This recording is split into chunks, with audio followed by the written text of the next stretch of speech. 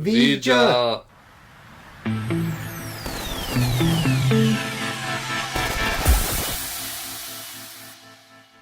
Hiya folks, welcome to Electric Media Madness, joined today by Dan Ryan. How you doing, mate? Right, yeah. Yeah. We are here to talk about one of those very, very strange films. We're going to get into some of the strangeness of it, why, but also we wanted to talk about it because we went to see the 4K version of it. In the director's cinema! cut. Star Trek the Motion Picture. Yeah. One of those oddities, slow film, justifiably called that.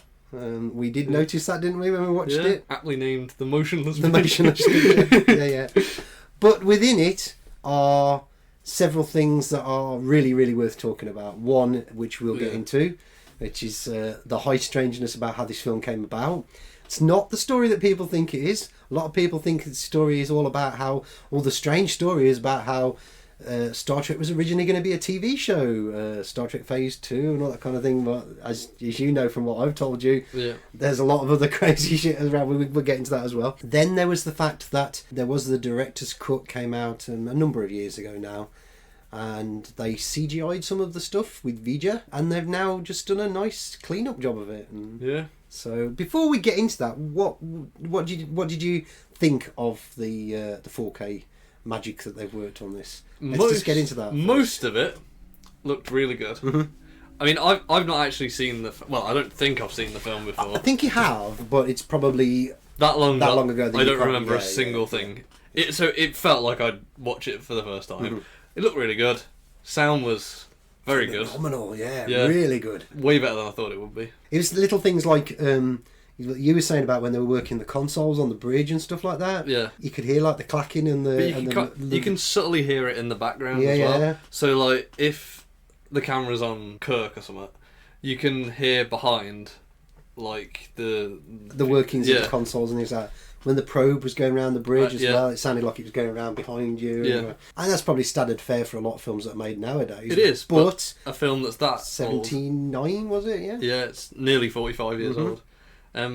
Sounds pretty good for it. Yeah. Music's good. Yeah, really good. Really good. First use of Next Generation themes. It makes you smile a little bit. Yeah. It's a slightly different composition of it. Yeah, it's got a few little bits in it that aren't. It's close enough. Yeah, it's close enough. It's basically that, yeah. Jerry Goldsmith, I think, was it? Yeah. Special effects. Mostly good. We're getting all of this stuff out of the way first because we want to get into the themes of the story and some of the other bits and pieces, but it's mostly good. There's like a few bits where, like the Klingon bit at the start, looks really good. You see the close-ups of the ships and you're like, wow, they've actually cleaned this up. Klingon up. battle cruisers, and it's really clear. It looks great, doesn't it? And I said to you, oh God, they've done a good job of that, cleaning that up. But then as the ships move away, there's just a thick black line around the map lines, yeah, which surprised me because I would have thought, how much effort would it have took to get rid of that? I'm not an expert, but I don't think it'd have been much. Yeah. Starship porn, as I call it, the hangar bit, the ship in Space Dock at the beginning. Parts of it, it looks like a model. Huge model. I can't remember exactly how big it was. Very, very big model. Half of it looks like a model. Half of it looks really, really good. But it seems to be certain camera angles, doesn't it, with this ship? Yeah. Depth of perception and lighting and all that kind of makes a hell of a difference, doesn't it, to how something can look like a model. And there was actually one bit in that scene that, like, when they're showing the ship, that like really like it almost made me chuckle a bit. The little shuttle thing that they're in, you can tell it's just a screen, a projection onto that. Yeah. Like because of the way it bends round. Kirk looks 2D. Yeah. He looks like a picture. That bit, I was just like, oh god, yeah. Yeah, I think it was the only way they could get around doing it at the time. Yeah. Possibly there might have been a better way of doing it. I know Star Trek the Motion Picture had a notorious history of, I think it was Robert Abel Associates. There were some things that went on with a lot of the special effects that were really substandard. Yeah. And they had to be redone literally at the last minute. I think Industrial Light and Magic had to get involved and do some stuff as well. And things like that to basically get the film finished. As I understand it, the film was pretty much still wet when it was being delivered to the cinemas. It's that late in the day getting it done. Thankfully, a lot of those things are gone. Yeah. There's several bits of the film where it looks like the blue screen in the background was unfinished. That's been sorted out now, although it doesn't seem to have worked particularly well. The shot in Kirk's quarters when you got the starfield outside the window, there's like a fuzz there's like a blur to them, isn't it, when they're standing in front of it? There's like a fuzz around the edges of it. It's really noticeable, it is. Yeah. So those kinds of things, yeah. For those people that are interested in all that kind of stuff, then yeah, that's kind of our take on it. Some stuff looked fantastic. Yeah. I mean, you missed one key section because you had to run up to the loo, didn't you? Yeah. When Vija came out of its cloud towards the end and launched the projectile probes around the Earth. See, my thought process was, right, they were talking with Spock and that, and he was giving all the information, and I was thinking, you know what, there'll be a couple of minutes with nothing happening when I can quickly pop to the toilet. And that turned out to be not true. And I'd forgotten that was the bit that led right into the next bit. And I should have said to you, actually. But, I mean, when you got to go, you got to go. Yeah. I've been holding it for a bit, and I look at my phone, I'm like, okay, there's about 35 minutes left. If I leave it, I don't know if I'll make it to the... And I don't want to leave right at the end or anything. Yeah. So, and then I missed the big... bit that's in the director's cut that's not in the theatrical. There was a couple of other bits. There was a bit where the asteroid with the wormhole, they put a completely CGI Enterprise in for that bit. Yeah. When they collapsed out of the wormhole and all that, it looked really good. I was super impressed with it. Yeah, they've done a really good job where it counts. But then there's other things that, like the very last bit before all the blue light with Vija. Yeah. Is like going into another dimension or whatever it is, and there's like you see Vija front on with the star shape, 6-pointed star thing, which is interesting for Easter egg symbolism. But there you go, lots of Easter egg stuff in this film. We'll come to that, and it looks so badly CGI. Yeah. Another one was the bridge of the hexagonal, and again all the hexagonal shapes in the film. The bridge that's built up of the walkway that goes to the Enterprise when they walk across to Vija.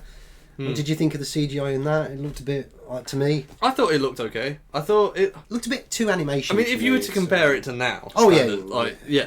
But for the job they've done with what they had, I think they did a pretty good job with it.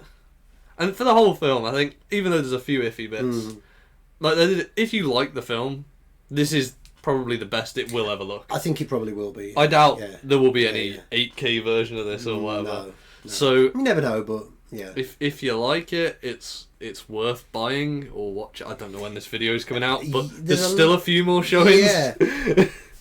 There's a lot of mixed feelings about Star Trek: The Motion Picture. When it first came out, the diehard Trekkies were all over it because it was the first Star Trek they really had for like 10 years, apart from the animated series in the early 70s. But they were literally salivating over anything they could get. Yeah. Generally, the proper diehard, hardcore Star Trek fans liked it. Yeah. I think they'd kind of been indoctrinated at that point by, especially the ones that had been on the convention circuit. They'd got into, well, we'll come to this in a minute, but there's a lot of real new age, highbrow sci-fi ideas getting into that community. Gene Roddenberry was very much taking Star Trek in that direction. So I think the fans latched onto that, the whole utopia, this wonderful future, the optimistic future, which has always been a part of Star Trek, but it kind of lost its way after this film. For the films, anyway, because it went more militaristic. But this film, it was very much what the fans wanted. I think a lot of just general sci-fi fans weren't really that bothered for it. Don't think the mainstream audience were really all that bothered from it. But it did well. It did okay. Contrary to popular belief, it wasn't a flop. It did all right. Yeah. It did really, really well. From that point in there, you kind of had those divisions building up in fandom as to who was going to like what. That's something that's always happened. Kirk versus Picard when Next Generation came around and all that. Yeah. So. Well, I think when we went to see it, there was some people who were probably casual viewers, and there was when very, very strange experience when Spock enters Vija's orifice. Someone else in the like cinema. Somebody else in the cinema entered an orifice. Yeah, we'll leave that one for your imagination. But there was somebody there that was. I don't think they were really there for the film. No, I don't think they were. That was a bit of an unusual experience, wasn't it? Yeah. I did think that she was sort of giggling at some very strange parts of the film. Like nothing's really happening. Something very strange. Anyway, at least we weren't too close. Thankfully it wasn't going to detract us from watching. It's a great film. But again, what I was going back to saying is, this great film. It's not considered a great film for some people. Some people think it's really boring. Some people think it's too slow. I think there's a legitimate argument to the slowness of the film. It is a slow film. There's some films that are long and slow, but they don't feel like they're long and slow. This does. This does. I mean, there's stuff in this film that doesn't need to be in the film. No. This could be like a good half an hour could be removed. It could be trimmed nicely. Yeah. And It probably could have been an hour 40, something like that. Yeah. There's an awful lot of standing and reacting, staring out of windows, going, oh, you know, all this kind of thing. You know, a hell of a lot of that, and then cutting back to all these, showing off the special effects at the time. And there's so much showing off the new Enterprise. When Kirk first goes on there, they're like, he goes to the bridge, and then it says go down to. I prefer the look of the older ship. Yeah. I like the cheap, cheesy 60s ship design. Oh, yeah, I've got mixed feelings on that. I do like the look of this Enterprise. Yeah. It started to get a lot darker for the rest of the Star Trek films. It seems quite well lit. Yeah. It's lots of greys and all that, you know, but I like the aesthetic. Seems to be it's just the one film. Same with the uniforms as well. Yeah. I mean, you jokingly said about... Kirk wears about 5 different outfits. Yeah. There's one where he's like everyone else is in uniform and he's just sat there with like a t-shirt. Yeah, literally just for one scene or whatever. And then there's he does go through about 5 different outfits throughout the film. Yeah. It's only like a couple of days the film's length is. Yeah. Like, why does this man need to change his clothes like 5 times in 2 days? Yeah, and especially since they're like jetting off to an emergency situation that's going to end all of humanity. Maybe he's so intense that he's just profusely sweating. It could be. And you know, he sits there. He's like, I smell a bit. Maybe it's time to change. But why are they all different in uniform? Shatner's a bit of a hairy man, so apart from on his head, obviously that was a wig for years. But so yeah, Kirk smelt a bit. You know, I do like those uniforms. Yeah, I like the aesthetic from that period. It's a shame it was only one film. Yeah, it's. I know the fan series, the Star Trek Phase 2 fan series that they've got on that you can see on YouTube. There's about a dozen episodes. I don't know if you've ever seen any of them. I haven't. No. In the final episode, when the seemingly 5-year mission of the original Enterprise is over, and he gets called he's going off to work at Starfleet with Admiral Nagura, and he comes for one last walk around the original Enterprise bridge. But he's got the motion picture uniform on. Oh, right. So it's getting ready for the refit and all that, you know. Yeah, it was a nice touch, that. I like the aesthetic. I like the look of it. I love the look of the Enterprise. You know, it's great. I think, going back to what we were saying before, a lot of the reason why a lot of this was done, that big spectacle, the bridge, the walk around, showing the inside of the ship, showing the outside, that was real to please the fans. You've had 10 years without Star Trek. You know, this is something really for you, kind of thing. You know, you're going to sort of really soak up this world. The problem with that, though, is at the time when it comes out, like, sure, that's great. But when you go to watch it again, I imagine it's kind of like, I've seen this. Yeah. It's not like, say, for example, 2001. We say Interstellar is another example of that, but they don't feel like... They're long films, and people could say they're plodding and slow, but they don't feel like it. But they don't have loads of, like... starship porn and I mean, like, spectacle, and they do actually spectacle. They do, but it's not like it's weird it's how not it like works 5 to 10 minutes. I mean 20 odd minutes of the Stargate sequence at the end of 2001.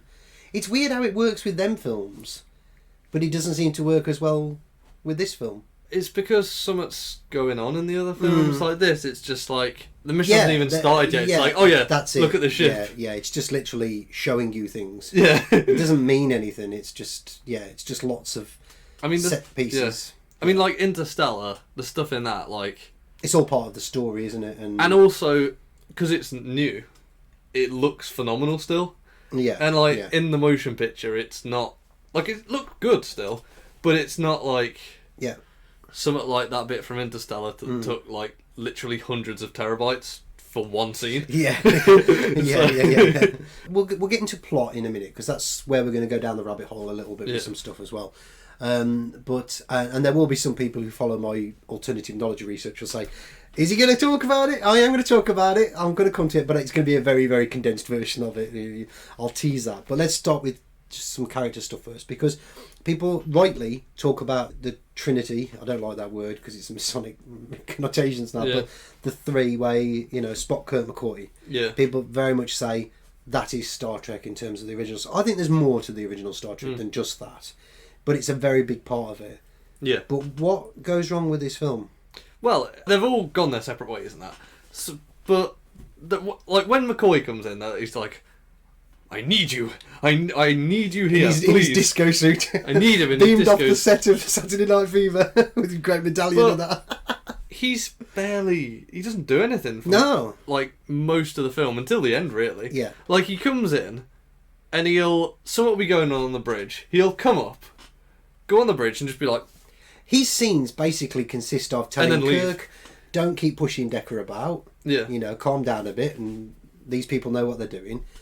The bit when it's a mechanism with Ilea, you know. Yeah. Ilea the probe just saying that she's like, you know... And he interjects a little bit in that stuff at the end about what V'Ger could be and how to deal with it. That really is it. That is really it, yeah. Yeah. Spock has more to do. I mean, he's not even in it though, really. He's not in it that much. Brief bit on with the Colonel on Vulcan. Yeah. And then he doesn't show up till like... He's not in really half the film. But when he does show up, the only thing he really has to do is when he goes off on his own out... He just keeps going on about, I'm having these signals coming from space. Yeah. We'll come to that. but like when he goes out in the suit, yeah, out and into V'Ger, and like he comes back, tells his findings, and that's it really. Yeah. And they never do anything together. No, really. That's right. I mean, there's one scene where he has a tear. Yeah. You know, for us, no, for V'Ger. That was a good scene actually. Yeah. All you Discovery fans out there, don't get jumping on your bandwagon with that one. Yes, Spock is emotional, and he is. Rarely. But he keeps it for really significant moments. It's kind of just a shock that hits him because the entire film he's trying to find the way of logic. He's certainly not standing in the turbo lift with number one singing I'm a modern Major General or whatever it was. In the short checks. Because like his whole story in the film is trying to purge himself of emotion and be only of pure logic. Yeah. And then he encounters V'Ger, which is only pure logic and no emotion. Yeah. And then he just sort of like hits him. Yeah. He's like, this is actually... To be purely logical is not enough. It's bad. It's And you've got to have some emotions as well, you know. And then that is one of the best bits in the film, Yeah. actually, probably. But I mean, there's the bit where he comes back initially where he's lying on the hospital bed from where he's been to go and see the... to touch Ilea's probe. Themes of what was going on in our cinema as we was watching when you actually think about the motion picture, like this has been said today. It's quite an erotic movie. Gene Roddenberry was he was he was a bit of a horny man. Yeah, he was a horny man. Bit of a frustrated There are some interesting stories about his life and things like that. There's a lot of sexual undercurrents to a lot of what he wrote. And I am attempting to enter V'Ger's orifice. And you know what, funnily enough, and it's only just occurred to me, Red Letter Media did a review of Star Trek the Motion Picture a number of years back. Oh, did they? And they said exactly the same thing. The film is full of it. It is. It's full of it. The orifice, the red sensor on her neck, you know, connotations to female anatomy and stuff like that. Yeah, and, it is. And you know, the bit she's got an the moisture, even eye moisture and all that. You know, it's like all those touches. Yeah. And my oath of celibacy is on record. That phrase always crops up with me.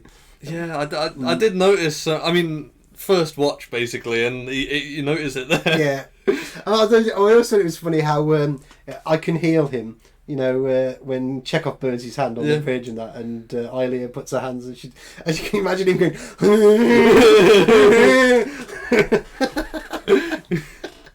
just slinking off onto the floor of the bridge. Yeah, thank you, Ilea. I'm alright for a few hours now.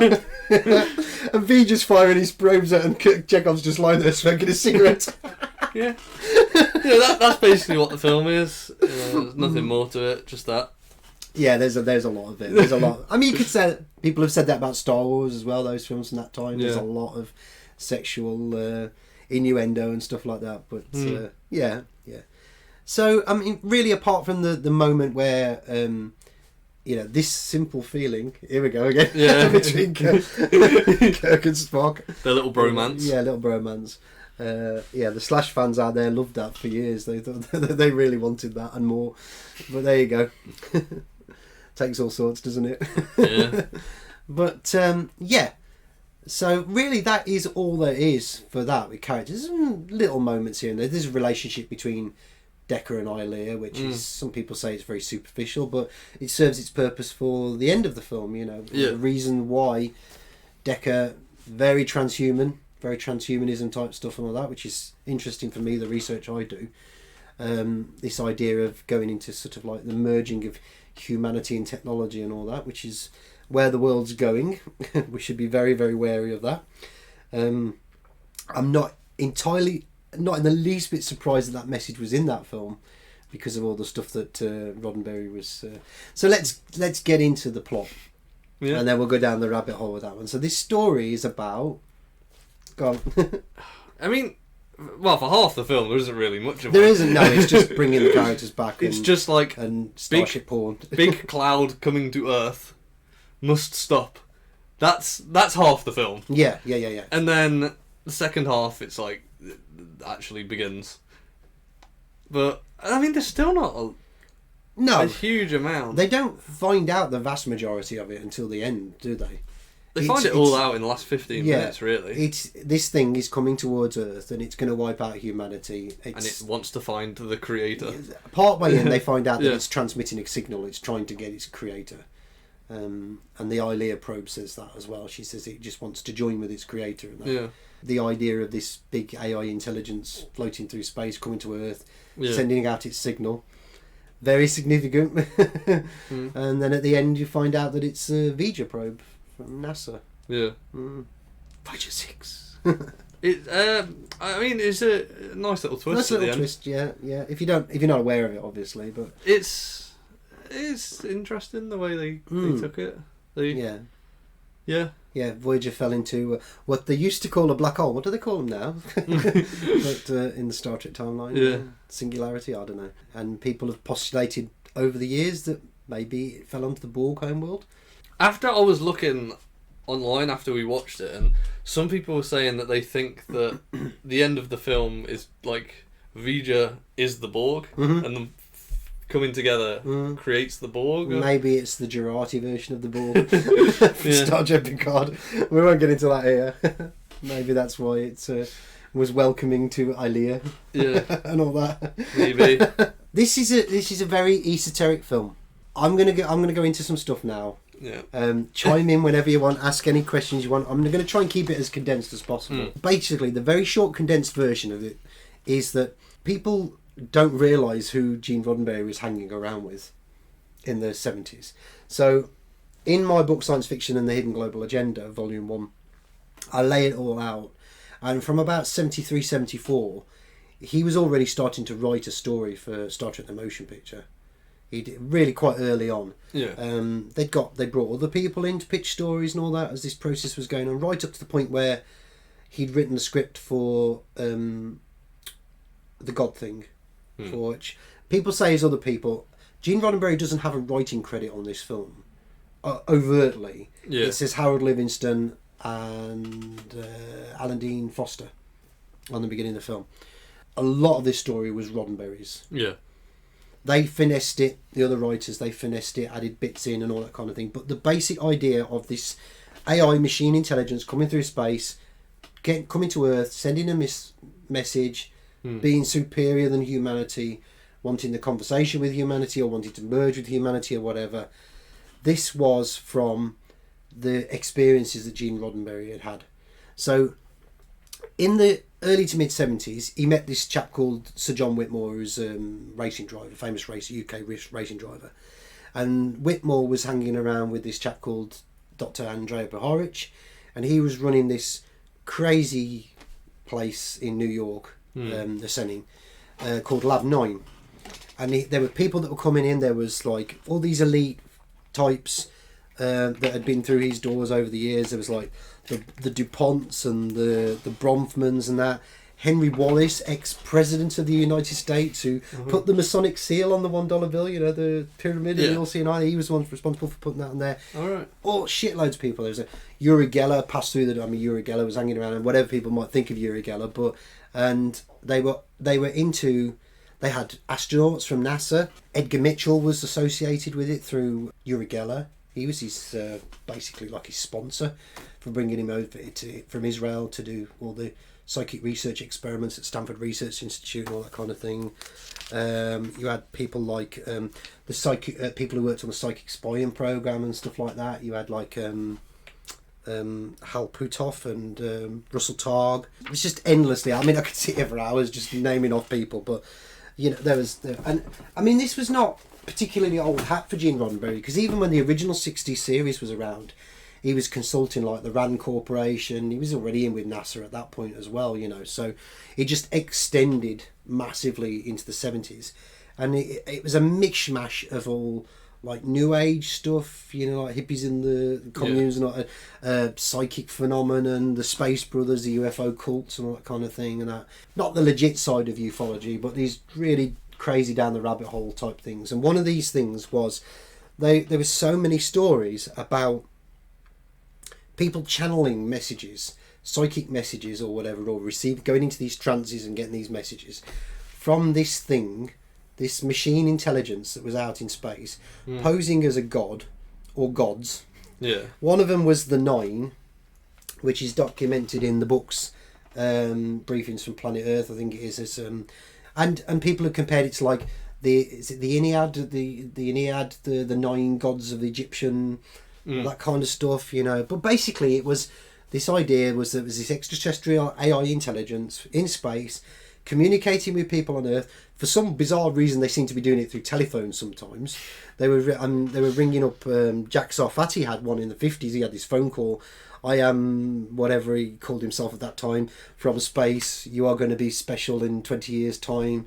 Philip K. Dick had a very similar experience. This AI intelligence from space. Loads and loads of people, and they all moved in these same circles. They were all hanging around with the same people. And in the thick of it all, at this time, was Gene Roddenberry. He was friends with them all. He went to their lectures. You know, they sent him off to the training, watching all these psychic experiments. He went off to MIT, Massachusetts Institute of Technology. He seemingly went to Stanford Research Institute at one point as well. You know, he hung around with them all. He was listening to all the channeling that was going on, all the messages. He was in on one, famously, it was documented in one book that he was in on this one channeling session. And you could see it's like he's sitting there with his notepad writing it on. Fucking brilliant story. This is what, you know, this is what the big great Star Trek film this will be, you know. Yeah. And thus it became that. I mean, he was asked by Lab 9 to write a film script for them twice. He did 2 versions. I think John Povell, who worked on Star Trek the Motion Picture and wrote episodes of the aborted Star Trek Phase 2 series, worked on Sliders as well. And he famously, in Starlog magazine, wrote, I think it was after Gene Roddenberry died, about 94 or something like that, he famously wrote this article about Gene Roddenberry and Lab 9 and all the, you know, they wanted to make this film about it. And he said, that film's still floating around. They still keep asking us if we wanted to do it. That was after Gene Roddenberry had died in 91. Yeah. So, there's lots of evidence of all of this. All these people that was hanging, there's huge amounts of evidence. And I've always thought it was really strange that so few people amongst Star Trek fandom know these stories. And I have 2 books. I don't know if you can see it from here, but I have, this is the official one. This is Star Trek Creator by David Alexander. This is the official authorised biography. Mentions jack shit about any of this. There's one tiny little footnote in the back of the book to do with Uri Geller, I think. Yeah. That's it, right? On the other hand, on the other hand, then you have this one, which is the unauthorised version. This is the one that talks about all of Gene Roddenberry's drinking problems and his debauchery with women and all that kind, which is, again, that isn't in the authorised version of that. This is Gene Roddenberry, the myth and the man behind Star Trek, Joel Engel. This has got loads of stuff in there about Lab 9 and the second Genesis script that he wrote about like a fictionalised version of Lab 9. So he goes away after all this time. He was writing, there's letters to Uber fans, Laura and Margaret Baxter, writing these letters in the 70s to him about the Star Trek film and that. When is it going to... And he never hid any of it. He never hid what he was doing. He was hanging around with all these... And yet, why is it then that you have every official account of Gene Roddenberry, every documentary you see, about the history of Star Trek, no one ever mentions this? And it was years. It was a big chunk of years that this is going on with. Up to 20 odd years, you can see the themes of Lab 9.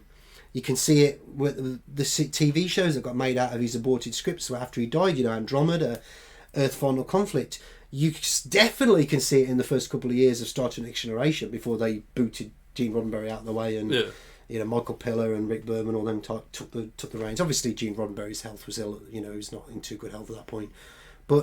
I think that's why he was booted out of the way, ready for Star Trek II: The Wrath of Khan as well. Yeah. Because he rattled somebody's cages, and the argument is, Star Trek the Motion Picture was a flop. It's had a huge budget, but they amortised the budget from all the other stuff. All those aborted film scripts, the aborted Star Trek Phase 2 series. Yeah. Then the budget of Star Trek the Motion Picture was amortised into this massive budget. $100 and so odd million it was, or something. I didn't say it, I can't remember exactly off the top of my head. I've got it written in my book, but and they just said, this is just a horrendous cost in film, and it didn't make that money back. It did really well. It did all right. Yeah. But they wanted to make cheap Star Trek films after that, which they did. They brought Harve Bennett in. They pushed Gene Roddenberry into like a consulting position up in an office somewhere, out of the way, keep him out of the way. Don't come here with your batshit crazy ideas and new age stuff like that. But the proof is in the pudding, because when you research all of this and you read all these books, and there's some other great books as well.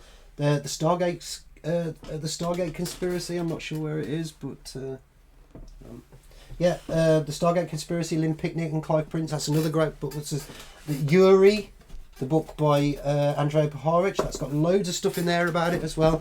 They just openly talk about all these people that were hanging around with them. And Gene Roddenberry was effectively a groupie. He was there all the time, He was just, and how can it be a coincidence when you have people who were channeling messages from, seemingly. I mean, it just certainly appears that as time went on, a lot more evidence came forward that it seemed that specifically above and beyond anything else, the military was involved, but the CIA was steering a lot of this. Yeah. And Andrei Paharich invented hearing aids. People could hear transmissions from things. So there's a lot of speculation that the CIA were sending messages to people's brains, and they were hearing these voices that weren't really there. Well, they were there, but the CIA were doing it. It wasn't an intelligence in space. So there seems to be a lot of evidence now that the CIA and the military industrial complex was steering a lot of this for whatever reasons we'll never ever know. But the reality of it is that in terms of and I'm sure there's a lot of people involved with this who were just innocent, genuine hanger-oners. They just were into all that new age stuff. They were hanging around, they loved it, they believed in it. They didn't know the bigger picture of what was going on. Who knows whether Gene Roddenberry really did know the bigger picture of what was going on or not. Yeah. But as I've always said about Gene Roddenberry is he was very good at leeching off other people's ideas. And he very, very famously said, it's two quotes here worth reading out actually. Star Trek, this is from Joel Engel's book, Gene Roddenberry and the Man and the Myth Behind Star Trek. Star Trek had never existed as Gene Roddenberry's proprietary domain, not in the 23rd century nor in the 24th, and despite his insistence, he had not entrusted it begrudgingly because of lack of time to other writers. No matter how persuasively he had convinced himself otherwise, the Star Trek realm had been, almost from the beginning, a dynamic cosmos from many gods, some less equal than others, but all of them contributors to the vision. And then Gene Roddenberry himself said, this was in 1985, he said, when they say a show created by anyone, like created by Gene Roddenberry, that is not true. I laid out a pathway, and then the only thing I will take credit for is I surrounded myself by very bright people who came up with all these wonderful things, and then you can appear very smart. So he leached all of his ideas from everybody else, and this film the proof is in the pudding. You learn all this stuff, read all this stuff, get clued up on it. A lot of it's in my book, and the narrative is always these people believed they were getting these messages from this AI intelligence machine entity travelling through space towards the Earth, wanting to communicate with its origins or its creator of Earth and all that. And then Gene Roddenberry goes and creates a film like that. And maybe that's why they didn't put Gene Roddenberry's name on the film, to steer attention away. Oh, let's blame Alan Dean Foster and Harold Livingston. You know, yes, I'm not taking anything from away from the fact that they did have a huge amount of involvement in that script, but that the core idea, the genesis of that idea, was Gene Roddenberry's. Yeah. And the fusion between Decker and Ilea at the end of the film, that was proper Gene Roddenberry. That was transhumanism stuff. So, any thoughts on that? I know I've dumped a lot of that, but it kind of speaks for itself, doesn't it? Really? Yeah.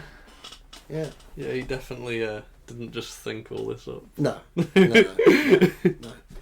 So we're going to leave that there for now. But I do find it really, really fascinating. You would think, in fairness to a lot of Star Trek fans, I didn't find much of this out until about 10 or 15 years ago. I started just reading lots of other books about Star Trek, and I started coming across these odd little stories, you know, like in Joel Engel's book. I'm thinking, I've never heard all this about Gene Roddenberry before. So you start picking up names of people, and you start getting their books and reading about them, and then you get all the rest of it. And then it took me 10 years to put that jigsaw together of Lab 9 and Gene Roddenberry and that. And it's a massive, massive story. It goes on for decades, you know. It's fascinating where all the characters go and all the things they get involved in. I mean, I haven't even mentioned about things like Institute of Noetic Sciences and what's the place in Big Sur? Esalen Institute. I knew it'd come to me.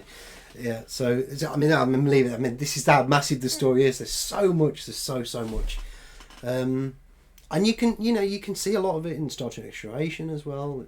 He became obsessed with it. And this is where this new age future for humanity, this wonderful utopia, he banging the drum at the conventions, you know, and they had NASA there as well doing their promotional bit. So it kind of all ties together. There's people. It's really difficult to get Star Trek fans to see that there's so much more to it. They come to it very screaming and kicking reluctantly. Yeah, I don't really want to. So you're getting conspiracy stuff now, you know. It's not interesting, you know. So, but it's all there, yeah.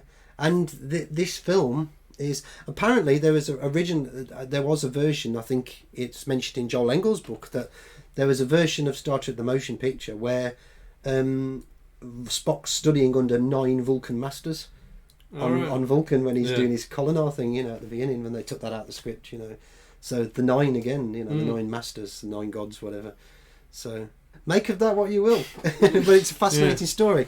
And again, it adds flavour for me to Star Trek: The Motion Picture. Not only is it about this film, you know, and what it is, but it's also about all the weird shit behind it as well. Yeah. So overall, now that we've left that one for another time, I'll leave that one for a much, much longer video, hopefully in the future. Not too distant future. What did you think? Overall. It was a good film. Like, it wasn't amazing. No. It was basically a long episode. Yeah. Do you think that it deserves the criticism that it gets? Because people pan it. A lot of people pan it. It's got a bit more love in more recent years, but do you think it's as bad as people make it out to be? I think a lot of the criticisms I've heard of it are kind of fair. About the plodding, the pace. I mean, I don't mind slow films, so I didn't find it that bad. I can see why people who prefer faster paced films would kind of find it a bit horrible. But I liked it. So if you was going to score it out of 10 then? A 7 or a 7.5. Okay. Just like it was good. Yeah, that's fair. Yeah. I think, probably a 7.5 for me, yeah. And it's not a masterpiece, but no. I think it's unfairly dealt a rough hand from history in terms of its reputation and expecting like proper shit, like really, really bad. Yeah, and like it weren't that bad. Yeah, I don't think it's this terrible film that everybody makes it out to be, though. Do you? Nah. No. I mean, I have in my time. I've seen some shit. Like I really have seen some shit. I mean, I've watched all of After Earth. You got further than I did, mate. Did you not manage to finish it? No, I never have done. I think that what's his name? M. Night Shyamalan. Oh, you mean the actor Will Smith's son, Jaden? Yeah, Jaden Smith's awful. Terrible acting. Awful. Terrible. I've watched all of Dragon Ball Evolution as well. I've seen some shit in my time, okay? And Not for me. this is way better than any other. Oh, you know, I should bloody well hope so. I mean, starting the motion picture is, in my opinion, it's a damn sight better than a lot of films, actually. I mean, some films are just utter trash. And sometimes utter trash is fine. Yeah. It's great. It's easy to watch, you know, cheesy, have a good laugh at it. I went to see Moonfall in cinema. Oh, it was awful. But it was also really enjoyable as well. Yeah. Like, I had a lot of fun watching it. Sometimes you see something and you think, that's going to be a right laugh. I pointed you to a film I still haven't watched properly yet. I can't remember what it was called. The Wandering Earth, that Chinese yeah. dubbed film that, with the chap with the Gatling gun shooting at Jupiter with the gun. Yeah. Fuck you, Jupiter! Some things like that sometimes. You just think that they're so awful, but they're good. They're cheesy, they're schlocky, you can have a good laugh at them. But I don't think there's anything about that, apart from the sexual innuendo undercurrent that starts the motion picture. It's a mechanism. Drooling. You know, but I don't think there's anything offensive about Star Wars Mission, which is a perfectly respectable film. Yeah, it holds up. Yeah. So I think with that we'll round it up. Thank you so much for joining me, Dan, and thank you all out there for joining us for this video as well. Hope you've enjoyed it. If you have, please do all that wonderful stuff that YouTube doesn't seem to like, but really does make a difference, and we really do appreciate it. And thank you for watching again. And Dan and I will see you again very, very soon.